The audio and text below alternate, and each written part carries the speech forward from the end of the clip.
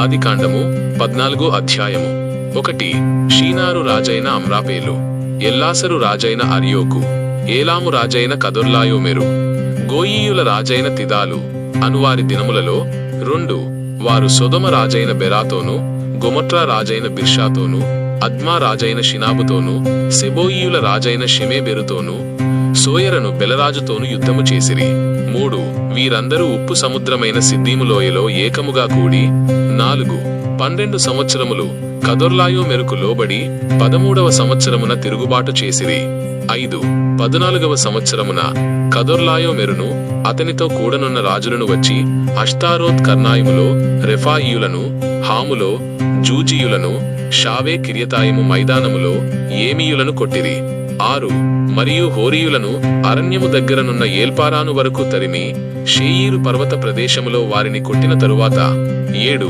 తిరిగి కాదేశను ఏన్మిష్పతుకు వచ్చి అమాలేకీయుల దేశమంతటిని, హససోన్ తామారులో కాపురమున్న అమోరీయులను కూడా కొట్టిరి. 8. అప్పుడు సొదొమ రాజును, గొమొట్రా రాజును, అద్మా రాజును, సెబోయీము రాజును, సోయరను, బెలరాజును బయలుదేరి సిద్దీము లోయలో వారితో 9.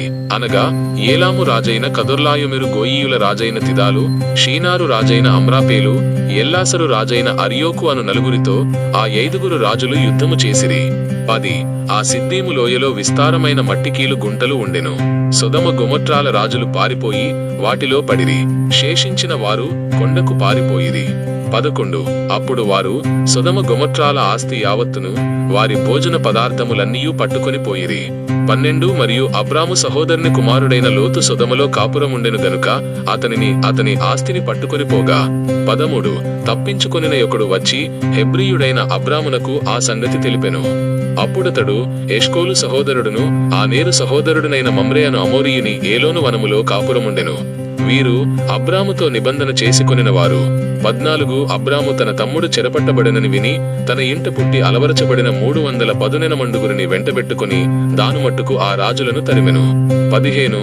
రాత్రివేళ అతడును అతని దాసులను వారికెదురుగా మునలు తీర్చి వారిని కొట్టి దమస్కునకు ఎడమతట్టున్న హోబా మట్టుకు తరిమి 16.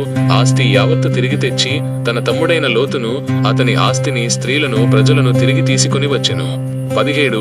అతడు కదొర్లాయోమెరును అతనితో కూడనున్న రాజులను ఓడించి తిరిగి వచ్చినప్పుడు సొదొమ రాజు అతనిని ఎదుర్కొనుటకు రాజులోయ అను షావేలోయ మట్టుకు బయలుదేరి వచ్చెను. 18. మరియు షాలేము రాజైన మెల్కీసెదెకు రొట్టెను, ద్రాక్షారసమును తీసుకుని వచ్చెను. అతడు సర్వోన్నతుడగు దేవునికి యాజకుడు. 19. అప్పుడతడు అబ్రామును ఆశీర్వదించి ఆకాశమునకు భూమికిని సృష్టికర్తయను సర్వోన్నతుడునైన దేవుని వలన అబ్రాము ఆశీర్వదింపబడునుగాక అనియు. 20.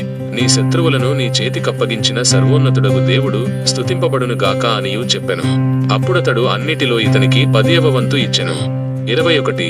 సొదొమ రాజు మనుష్యులను నాకిచ్చి ఆస్తిని నీవే తీసుకొనుమని అబ్రాముతో చెప్పగా 22. అబ్రాము నేనే అబ్రామును ధనవంతునిగా చేసి తినని నీవు చెప్పకుండునట్లు ఒక నూలు పోగైనను చెప్పులవారైనను నీ వాటిలో ఏదైనను తీసుకొనునని. 23. ఆకాశమునకు భూమికిని సృష్టికర్తయును సర్వోన్నతుడును దేవుడునైన యెహోవా ఎదుట నా చెయ్యి ఎత్తి ప్రమాణము చేసియున్నాను. 24. అయితే ఈ పడుచువారు భుజించినది తప్ప నాతో కూడా వచ్చిన ఆనేరు ఎష్కోలు మమ్రే అను వారికి ఏ భాగములు రావలెనో ఆయా భాగములు మాత్రము వారిని తీసుకొననిమ్మని సొదొమ రాజుతో చెప్పెను.